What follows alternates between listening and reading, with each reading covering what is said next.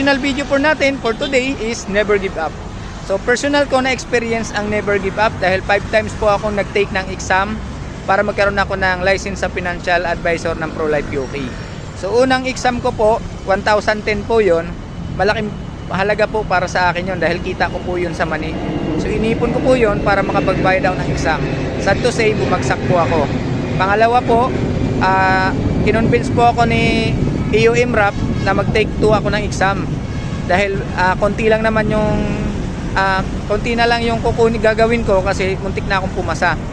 Sad to say, hindi po ako nakapag-take ng exam dahil may meeting po na importanteng meeting sa Marby. So pag hindi po ako umattend, possible mas mawawala po ako dun sa team namin. So mas pinili kong umattend ng meeting kaysa mag-exam. So automatic bagsak din po 'yon.